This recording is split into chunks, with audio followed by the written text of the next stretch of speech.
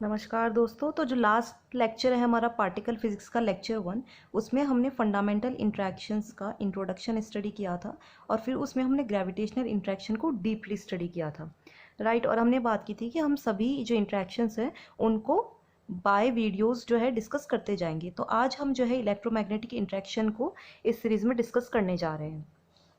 उससे पहले हम एक ब्रीफ देख लेते हैं। ग्रेविटेशनल इंट्रैक्शन हमने स्टडी किया था, तो ये जो है यहाँ पर मैसिव पार्टिकल्स के बीच में लग रहा है, ग्रेविटेशनल फोर्स हमारे यही कहता है। ओके, फिर बाद में हमने उसकी प्रॉपर्टीज़ देखी थी, इन्वर्स स्क्वायर लॉ, रेंज के बारे में देखा था और इसका नेचर कैसा है। अब यहाँ पर जो हमने ये प्रॉपर्टीज़ डिस्कस की, ये हमें बहुत ही हेल्पफुल होने वाली है इलेक्ट्रोमैग्नेटिक इंट्रैक्शन की प्रॉपर्टीज़ को भी डिस्कस करने में। और इसी तरह की कुछ प्रॉपर्टीज़ जो हैं वो इलेक्ट्रोमैग्नेटिक इंट्रैक्शन में किस तरह से डिफ़र कर जाती हैं, किस तरह से अलग हो जाती हैं, वो भी हम देखेंगे। और स्ट्रेंथ क्या होती है, किन चीज़ों पर ये डिपेंड करता है, ये सब हम आज डिस्कस करने वाले इलेक्ट्रोमैग्नेटिक इंट्रैक्शन के बारे में। अब आप देखिए, हमने ग्रेविटेशनल इंट्रैक्शन जब स्टडी किया था तो हमने सबसे पहले फोर्स लिखा था, फिर वहाँ से हमें पता चला था कि मासेस के बीच में लगता है, कैसा इसका नेचर है, इन्वर्स स्क्वायर है, और रेंज कैसी है और इसका नेचर कैसा है। और फिर बाद में हमने कैरेक्टरिस्टिक कांस्टेंट से इसकी स्ट्रेंथ देखी थी। और एक बहुत ही इंपॉर्टेंट जो पॉइंट है वो समझने वाला है एक्सचेंज पार्टिकल का, जो हमने डिटेल में समझा था कि किस तरह से एक्सचेंज पार्टिकल एक टर्म है जिसे आप इस तरह से भी समझ सकते हैं, राइट। तो उसके लिए आपको लास्ट वीडियो देखना होगा, क्योंकि एक्सचेंज पार्टिकल जो है हमारी हर एक इंट्रैक्शन में आएगा, तो आपको उससे मालूम पड़ेगा कि एक्सचेंज पार्टिकल की इंपॉर्टेंस क्या है और उसकी प्रॉपर्टीज़ जो होगी वो हर एक इंट्रैक्शन में डिफरेंट होगी, क्योंकि हर एक इंट्रैक्शन का जो एक्सचेंज पार्टिकल है वो अलग होगा। यहाँ पर ग्रेविटोन था ग्रेविटेशनल इंट्रैक्शन के लिए। फिर हमने रेंज देखा था कि उसके लिए जो फॉर्मूला है वो कहाँ से आता है, हाइजेनबर्ग का अनसर्टेनिटी प्रिंसिपल से देखा था हमने किस तरह से ये फॉर्मूला डिराइव होता है। उसके लिए आपको लेक्चर 1 देखना होगा पार्टिकल फिजिक्स की सीरीज़ का। और फिर हमने यहाँ पर स्ट्रेंथ देखी थी, जिसका कांस्टेंट किस तरह से एक्सपेरिमेंटली प्रूव्ड है, और फिर हमने उसकी वैल्यूज़ रख करके देखा था कि कितना उसकी स्ट्रेंथ आती है।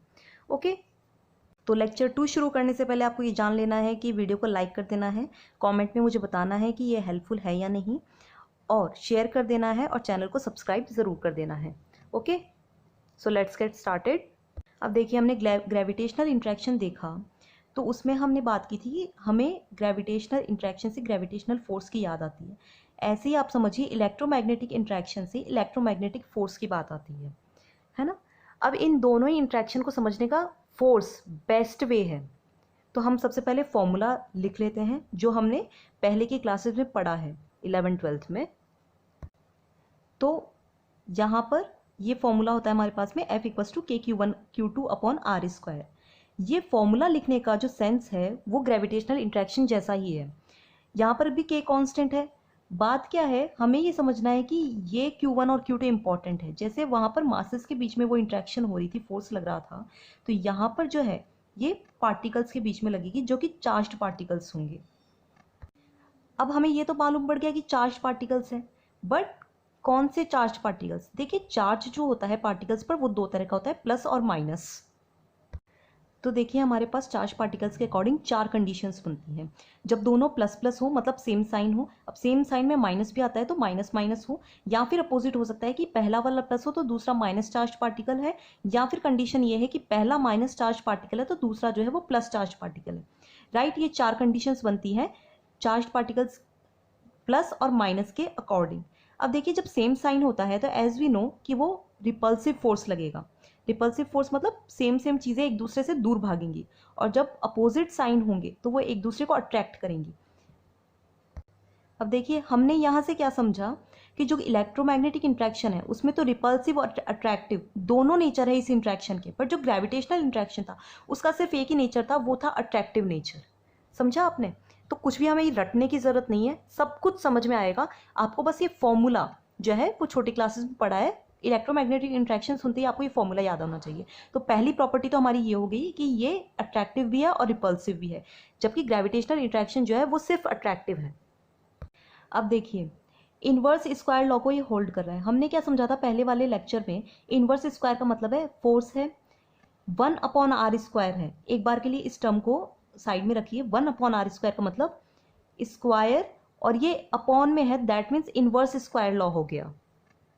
अब क्योंकि ये जो इंट्रैक्शन है ये इन्वर्स स्क्वायर लॉ को होल्ड करता है, तो इसकी भी जो रेंज होगी ना वो इनफाइनाइट ही होगी, है ना। Q1 और Q2 के बीच का जो डिस्टेंस है R हमारा रेंज शो कर रहा है। अब आप देखिए इनफाइनाइट रेंज होने का मतलब है कि इन दोनों के बीच की डिस्टेंस बहुत ज़्यादा है, बहुत ज़्यादा दूर दूर पड़े हैं ये, मतलब ये Q1 यहाँ है तो Q2 तो पता नहीं अलग ही बहुत ही दूर है।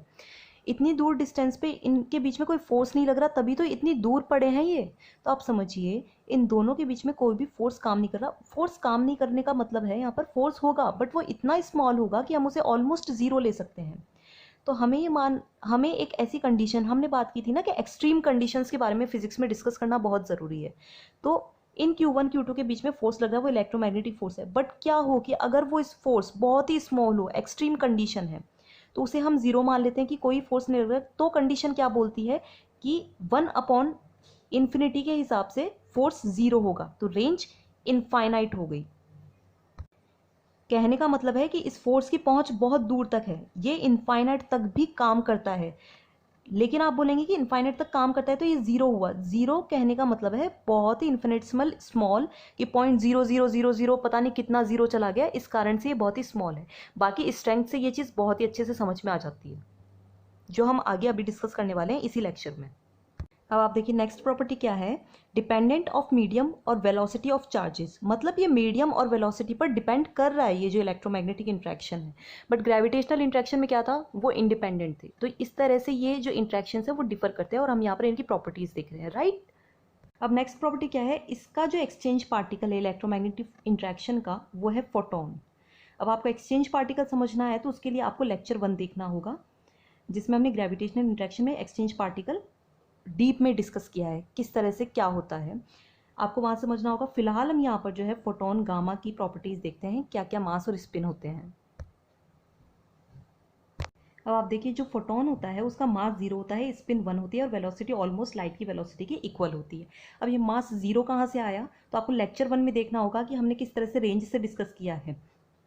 ब्रीफ में मैं यहाँ पर बता देती हूँ, आर जो रेंज का फॉर्मूला है h/m एक्सचेंज इन टू सी, हमने लेक्चर 1 में डिस्कस किया है, प्लीज सी देयर। तो यहाँ पर क्या है हमारे पास में आर इनफाइनाइट रेंज है, आप इस रेंज को इनफाइनाइट बनाइए। कैसे बनेगी, 1/0 हो तो ये इनफाइनाइट हो जाएगा। 0 होने का मतलब है नीचे, सी तो हो नहीं सकता, सी तो एक कांस्टेंट है, लाइट वेलोसिटी है, बट m 0 हो सकता है, तो वही यहाँ पर ये m 0 हुआ। इनफाइनाइट रेंज होगी तो मास जो है वो 0 हो जाएगा एक्सचेंज पार्टिकल का, राइट। अब बहुत ही इंटरेस्टिंग फैक्ट क्या है यहाँ पर एक पार्ट, कि इलेक्ट्रोमैग्नेटिक इंट्रैक्शन में हम इलेक्ट्रॉन इलेक्ट्रॉन की इंट्रैक्शन देखेंगे कैसे होती है। अब मानिए इधर से एक इलेक्ट्रॉन आ रहा है सपोज, ठीक है, इस तरह से ये डायग्राम्स होते हैं जो इन्हें समझने का तरीका होता है इंट्रैक्शंस को। ये यहाँ पर ग्रेविटेशनल इंट्रैक्शन से डिफरेंट है कि हम यहाँ पर शो कर सकते हैं, राइट। अब आप देखिए इलेक्ट्रॉन इलेक्ट्रॉन के बीच में इंट्रैक्शन हुई, ये जो साइन है इनका आपको ध्यान रखना है। तो इलेक्ट्रॉन आया और इलेक्ट्रॉन की इंट्रैक्शन हुई, ओके, तो ये क्या निकला, गामा फोटोन निकला। ये एक्सचेंज पार्टिकल है, बीच में इसने अपनी रिएक्शन, जब इलेक्ट्रॉन इलेक्ट्रॉन ने इंट्रैक्शन की तब इस गामा फोटोन का रोल आ गया, क्योंकि ये एक्सचेंज पार्टिकल है। तो इसे जो इतना प्रोसेस है इसे बोलते हैं इलेक्ट्रॉन फोटोन कपलिंग। अब नेक्स्ट क्या होगा, अब ये गामा फोटोन जनरेट हुआ ना, तो ये भी क्या करता है, ये दूसरे इलेक्ट्रॉन इलेक्ट्रॉन जो है वो जनरेट कर देता है, राइट। अब हम इसे कह तो रहे हैं इलेक्ट्रॉन इलेक्ट्रॉन इंट्रैक्शन मैंने बोला, बट आप बोलेंगे कि इलेक्ट्रॉन आ रहा है और दूसरा इलेक्ट्रॉन जा रहा है, ये ऐसा लग रहा है, बट एक्चुअली होता क्या है, गामा फोटोन जो होता है ना वो इलेक्ट्रॉन और पॉजिट्रॉन का कॉम्बिनेशन होता है, मतलब इलेक्ट्रॉन और पॉजिट्रॉन की इंट्रैक्शन से गामा फोटोन जनरेट होता है। कहने का मतलब क्या है कि इलेक्ट्रॉन और पॉजिट्रॉन ने इंट्रैक्शन किया तो गामा फोटोन का जनरेशन हुआ। यहाँ पर ऐसा ही हो रहा है, आप बोल रहेंगे कि मैंने ये इलेक्ट्रॉन जाता हुआ, इलेक्ट्रॉन लिख करके जाता हुआ दिखाया, तो देखिए पॉजिट्रॉन जो होता है ना वो एंटी पार्टिकल है, तो जो इलेक्ट्रॉन है वो अगर पार्टिकल है तो पॉजिट्रॉन हमारा एंटी पार्टिकल होता है। अब आप बोलेंगे इलेक्ट्रॉन और पॉजिट्रॉन के बीच में क्यों, इन दोनों के ऊपर आप देखिए अलग अलग साइन है, पार्टिकल का एंटी पार्टिकल जो होगा उसके ऊपर चार्ज डिफरेंट होगा। अब इन दोनों के पास में अलग अलग साइन है, इसलिए तो दोनों एक दूसरे को अट्रैक्ट कर पा रहे हैं। जैसा हमने देखा ना इलेक्ट्रोमैग्नेटिक इंट्रैक्शन में अलग अलग चार्ज होगा, माइनस प्लस है, तो इन्होंने एक दूसरे को अट्रैक्ट किया और इंट्रैक्शन की और गामा फोटोन का जनरेशन हुआ। इस डायग्राम में शो करने का जो तरीका है वो ये होता है कि इलेक्ट्रॉन का एरो अगर इधर है, इलेक्ट्रॉन आ रहा है, तो जाता हुआ इलेक्ट्रॉन पॉजिट्रॉन को शो कर रहा है, आप ये समझिए। ओके, तो यहाँ पर हमने इलेक्ट्रॉन ही लिखा, बट अगर ये पॉजिट्रॉन दिखाना है, मतलब शो करने का तरीका वो होगा जाता हुआ electron will be positron. Okay, तो इलेक्ट्रॉन आ रहा है और पॉजिट्रॉन आ रहा है, उसे शो करने का तरीका है कि इलेक्ट्रॉन जा रहा है। तो इन दोनों ने इंट्रैक्शन की, इलेक्ट्रॉन और पॉजिट्रॉन ने गामा फोटोन का जनरेशन किया। नेक्स्ट क्या हुआ कि गामा फोटोन ने अगेन इलेक्ट्रॉन और पॉजिट्रॉन का जनरेशन कर दिया एक तरह से। अब नेक्स्ट थिंग क्या है कि ये इलेक्ट्रोमैग्नेटिक इंट्रैक्शंस कितनी स्ट्रांग होती हैं, क्योंकि ग्रेविटेशनल इंट्रैक्शंस तो बहुत वीक होती हैं। वो भी दी जाती है कैरेक्टरिस्टिक कांस्टेंट से, E²/h⁻c। अगेन ये एक्सपेरिमेंटली प्रूव्ड वैल्यू है। ये जो तीनों टर्म्स है E, h और c, ये तीनों कांस्टेंट्स हैं जिनकी वैल्यूज फिक्स होती हैं। जब इसे सॉल्व किया गया तो वैल्यू क्या आती है, दैट विल बी 1/137। E जो है 1.6 इंटू 10⁻⁻19 और h जो है 1.05 इंटू 10⁻⁻34 और c जो है हमारा लाइट वेलोसिटी 3 इंटू 10⁸ होता है। उसे जब सॉल्व किया तो 1/137 आया।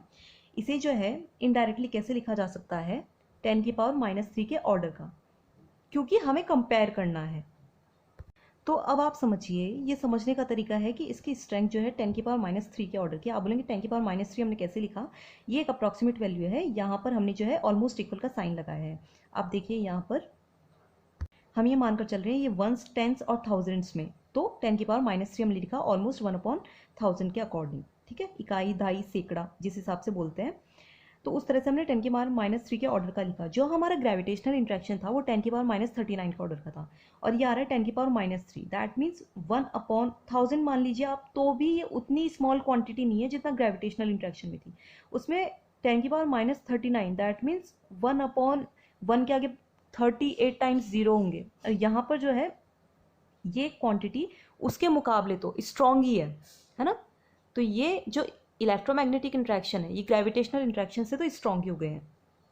तो अब जो नेक्स्ट वीडियो होंगे उनमें हम स्ट्रॉन्ग इंट्रैक्शन और वीक इंट्रैक्शन के बारे में डिस्कस करेंगे। देन हम इन चारों इंट्रैक्शंस को जो है आपस में कंपेयर करेंगे। ये जो हमने स्ट्रेंथ वगैरह डिस्कस किए ना, ये सब कंपेयर होंगे, किसका एक्सचेंज पार्टिकल क्या है और इन चारों में कौन स्ट्रॉन्ग है, किसकी स्पिन कितनी है, किसकी रेंज कितनी है, कौन किस बेसिस पर काम कर रहा है। तो देखना मत भूलिएगा आगे के वीडियोस, और तब तक के लिए चैनल को सब्सक्राइब ज़रूर कर दीजिएगा। Thank you so much. सीखते रहिए, सिखाते रहिए।